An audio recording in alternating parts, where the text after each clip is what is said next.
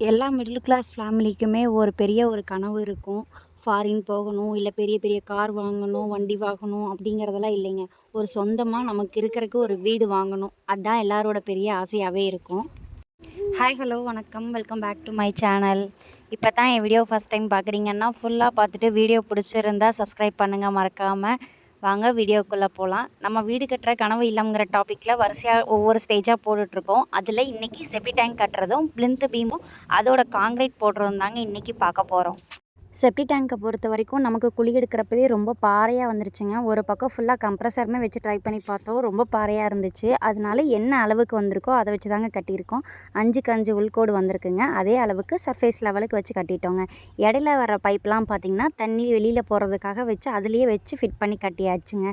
தண்ணி நமக்கு வெளியில் போயிடுச்சுன்னா வேஸ்ட் எல்லாம் அடியில் தங்க ஆரம்பிச்சிரும். நாள் கணக்கு ஆக ஆரம்பிக்க அதுவுமே மக்க ஆரம்பிச்சிருங்க.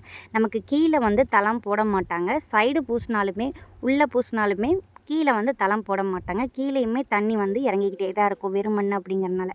அதனால் மோஸ்ட்லி நிறைய இருக்க சான்ஸே இல்லைங்க. அதுக்கு போக இந்த பைப்புமே ஒரு 6 பக்கம் வச்சுருக்காங்க. செப்டி டேங்க் கட்டுறதுக்கு ஏதாவது வாஸ்து இருக்கா? அது ஏதாவது வாஸ்து பார்த்து கட்டணுமா அப்படின்னு கேட்டிங்கன்னா, செப்டி டேங்க்கை பொறுத்த வரைக்கும் வாயு மூலையில் தான் கட்டுவோம். வாயு மூலைங்கிறது அக்யூரேட் வாயு மூலையில் கட்டாமல் நமக்கு வாயு மூலையில் ஒரு பெட்ரூமோ இல்லை டாய்லெட்டே வந்திருக்கும். அதிலிருந்து ஒரு 12 அடி தள்ளி கட்டினீங்க அப்படின்னா பர்ஃபெக்டாக இருக்குங்க. செப்டி டேங்க் ஆழத்தை விடவும் வாட்டர் டேங்க்கோட ஆழம் 1 அடியாவது அதிகமாக இருக்கணுங்க கீழே குழி எடுக்கிறப்ப.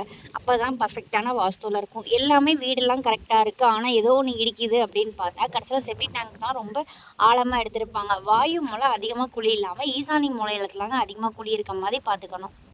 செப்டி டேங்குங்க இந்த மாதிரி கட்டி பூசிட்டு பைப் வைக்கலினாலும் கீழே 1 அடி கேப் மாதிரி ஒரு ஹோல்ஸ் விட்டுட்டோம் அப்படின்னாலும் அது வழியாகவும் தண்ணி போயிருங்க. இப்போ நம்ம ஃபுல்லாக சர்ஃபேஸ் லெவலுக்கு கட்டி முடிச்சு உள்ளே எல்லாம் பூசியாச்சுங்க. வெளியில் பூச மாட்டோம். அப்படியே மண் தள்ளி விட்டு இறுக்கமாக மூடி விட்டுருவோங்க. மேலே காங்கிரீட் ஸ்லாப் மாதிரி போட்டு விட்டுருவோம். அடுத்து பிளிந்த் பீமுமே கட்ட ஸ்டார்ட் பண்ணிட்டாங்க. அடுத்து பிளிந்த் காங்கிரீட் தான். அதுக்காக தான் பீம் ரெடி ஆகிட்டு இருக்குங்க. நமக்கு பீம் காங்கிரீட் பார்த்திங்கன்னா பில்டிங் எல்லாத்துக்குமே 1.25க்கு 3/4 போட்டிருக்கோங்க. போர்ட்டிகோக்கு மட்டும் 1.25க்கு 1 போட்டிருக்கோங்க. இப்போ மேலே 1.25 அப்படின்னா 1 இன்ச்சு மேலேயும் கீழே 1 இன்ச்சு காங்கிரீட் கவர் விட்டுட்டு மீதி பீம் கட்டியிருக்கோங்க. 1க்கு 7 1 அடி 7 இன்ச் ஹைட்டுங்க. இப்போ இதுக்கு பார்த்தோம் அப்படின்னா வீட்டுக்கு பார்த்தோம்னா 1 அடி 1 இன்ச்சுங்க. ரிங்கு எல்லாமே 6 இன்ச் ஸ்பேஸிங்கில் வச்சு கட்டியிருக்கோங்க. பிளிந்த் பீமில் என்ன ராட் ப்ரொவைட் பண்ணியிருக்கீங்க அப்படின்னு ஆல்ரெடி வீடியோஸ்லேயே கேட்டிருந்தீங்க. இது பிளிந்த் பீமுங்க. இப்போ 10 அடி லென்த் இருக்குது, இல்லை 10 அடிக்கு கம்மியாக இருக்க பீம் எல்லாத்துக்குமே 12ல் 5 ராட் யூஸ் பண்ணியிருக்கோங்க. அது இல்லாமல் இப்போ 16 அடி 17 அடி இருக்க ஸ்பேனுக்கு 16ல் 4 12ல் 2 கொடுத்துருக்குங்க. அதோட ஸ்ட்ரக்சரல் ட்ராயிங்கும் இதோட அட்டாச் பண்ணியிருக்குங்க. போர்ட்டிகோ பார்த்தீங்கன்னா 28 அடி ஸ்பேனு ரொம்ப லென்த்தாக இருக்கனால அதோட பீம் மட்டும் 16க்கு 10 ராடு யூஸ் பண்ணியிருக்கோங்க. ஃபுல்லாகவே 16, அதில் 10 ராடு யூஸ் பண்ணியிருக்கோம். அது எப்படி யூஸ் பண்ணியிருக்கோம் அப்படிங்கிறது ஸ்ட்ரக்சரல் ட்ராயிங்லேயே இருக்குங்க. இல்லைன்னா ராட் நாங்கள் கட்டுறதையும் காமிச்சிருக்கேன். பாருங்கள் எந்த மாதிரி கட்டியிருக்காங்க அப்படிங்கிறது உங்களுக்கு தெரியுங்க.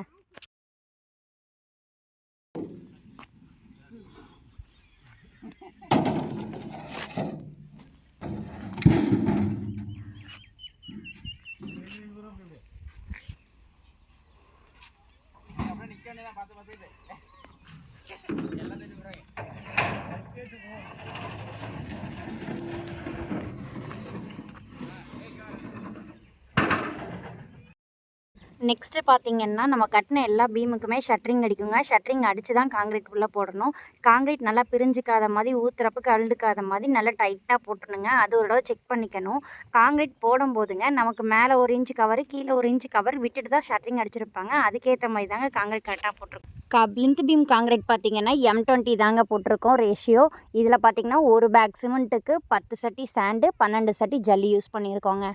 ஒரு கிளைண்ட்டாக நம்ம பார்க்குறப்பங்க கரெக்டாக சிமெண்ட்டுக்கு ஏற்ற மாதிரி ஜல்லி போடுறாங்களா, மண்ணோட அளவு போடுறாங்களா, இல்லை எச்சா போடுறாங்களா அப்படிங்கிறதையும் நம்ம நோட் பண்ணணும். சிமெண்ட் லெவல் கம்மியாகவும் ஜல்லியும் மண்ணும் எச்சா போட்டு காங்கிரீட் போடக்கூடாதுங்க. தண்ணியும் அதிகமாக ஊற்றக்கூடாது.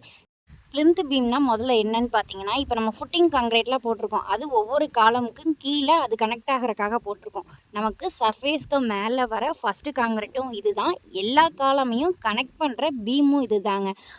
நம்ம பிளிந்த் பீமோட காங்கிரீட் இவ்வளோ தான் போடணும், இவ்வளோ ஹைட் போடணும் அப்படிங்கிறத எப்படி மெஷர் பண்ணணும்னு பார்த்தீங்கன்னா, ஒரு ரூல் ஒன்று சொல்லுவாங்க. தப் ரூல் ஒரு 10க்கு 10 ரூம் இருக்குது, 10 அடியில் இருக்குது அப்படிங்கிற பட்சத்தில் கீழே 10 இன்ச்சு காங்கிரீட் போதுமானதாக இருக்குங்க பிளிந்த் பீம். இதிலே 16 அடி அடுத்து ஒரு 16 அடி அப்படிங்கிறப்ப அதோட மெஷர் பண்ணி தான் அந்த பீமோட காங்கிரீட்டை நம்ம மெஷர் பண்ணணுங்க. அதனால தாங்க போர்டிகோல லாங்கர் ஸ்பேனாக இருக்குது. மொத்தம் 28 அடி. அதில் 2 அடி கிட்டத்தட்ட வந்து இந்த பக்கம் 2 அந்த பக்கம் 2 நமக்கு பில்லருக்கே போயிருங்க. மிச்சம் இருக்க அடிய கம்பேர் பண்ணி தான் அதுக்கு 1 1/4 அடி பீம் கான்கிரீட் போட்டிருக்கோங்க.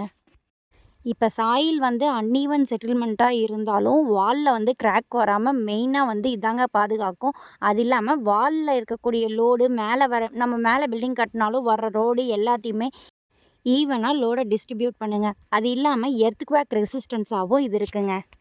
கிரவுண்ட்ல ஏதாவது இப்போ மாய்ஸ்சரா இருக்கு, தண்ணியா இருக்குங்கிற பட்சத்தில அத வால்க்குள்ள போகாமையும், பில்டிங்குள்ள போகாமையும் இது தாங்க பிரிவென்ட் பண்ணுது. இன்னொரு முக்கியமான பாயிண்ட் என்னன்னு பார்த்தீங்கன்னா, இந்த மாதிரி வைப்ரேட்டர் கான்கிரீட் போடும்போது யூஸ் பண்ணணுங்க. ஏன்னா ஜல்லி தனியாவும், சாயில் தனியாவும் நம்ம போடுறப்ப தனித்தனியா போறக்கு சான்ஸ் இருக்கு. இந்த மாதிரி வைப்ரேட்டர் யூஸ் பண்றப்ப கரெக்ட்டா ஈக்குவலா ஸ்ப்ரெட் ஆக ஆரம்பிக்குங்க.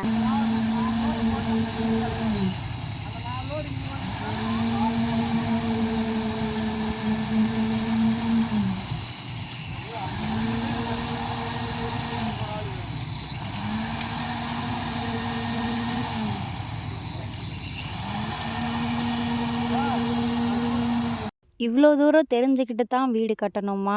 அப்படின்னு வந்து கேட்காதீங்க தயவு செஞ்சு. வாடகை வீட்ல வாழ்ந்தவங்களுக்கும், வாழ்றவங்களுக்கும் தான் சொந்த வீட்டோட அருமை தெரியும். வாடகை வீட்ல ஒரு ஆணி அடிக்க பயந்து, கொஞ்சமா சின்னதா ஒரு பெயிண்ட் பண்ணிக்கலாமா அப்படின்னு யோசிக்கிறப்ப பயந்து, ஒரு 4 பேர் எச்சா வந்தா ஓனர் ஏதாவது சொல்லுவாரா? அப்படின்னு பயந்து இருக்கவங்களுக்கு தான் சொந்த வீட்டோட அருமை தெரியுங்க. பிஃபோர் மேரேஜுமே நாங்க கிட்டத்தட்ட ஒரு 20 வருஷமா வந்து வாடகை வீட்ல தாங்க இருந்திருப்போம். எனக்கு மேரேஜ் ஆனதும், நாங்க வீட்டுக்கு புது வீடு கட்டி குடி வந்ததும் ஒரே டேட் தான். ஸோ நான் வந்து சொந்த வீட்ல அங்கேயுமே இருக்க முடியல. நம்ம மேரேஜ் ஆயிருச்சு அதுக்கப்புறம். அந்த 20 வருஷத்துல நாங்க கிட்டத்தட்ட ஒரு 16 வீடு, 17 வீடு மாத்திருப்போங்க. ஒவ்வொரு வருஷமும் ஏதாவது ஒரு ஓனர் பிரச்சனையா தான் இருக்கும். வீடு மாத்திக்கிட்டே, ஷிஃப்ட் பண்ணிக்கிட்டே இருக்க வேலை தான் இருந்துகிட்டே இருக்கும். அது நெறைய பேர் நம்மளும் அனுபவிச்சிருப்போம். வாடகை வீட்ல இருக்க எல்லாருமே அனுபவிச்சிருப்போம். இப்படி சொந்த வீடு கட்டுறப்ப ஒன்னொன்னையும் பார்த்து பார்த்து செய்யும்போது, அந்த அந்த காலங்கள் எல்லாம் ஞாபகத்துக்கு வரும்னு தான் நெனைக்கிறேன் எல்லாருக்கும். படத்துல ஒரு டயலாக் கூட இருக்கு. "இந்த கீழருந்து வானம் வரைக்கும் என் பூமி, என் இடம். நான் என்ன வேணாலும் பண்ணுவேன். எவனுக்கும் பயப்பட தேவையில்ல." அப்படிங்கிற ஒரு தில்லு வரும் பாருங்க. அதை யாராலயும் அனுபவிக்க முடியாது. வாடகை வீட்ல இருந்து சொந்த வீட்டுக்கு வந்தவங்கனால மட்டும்தாங்க அனுபவிக்க முடியும்.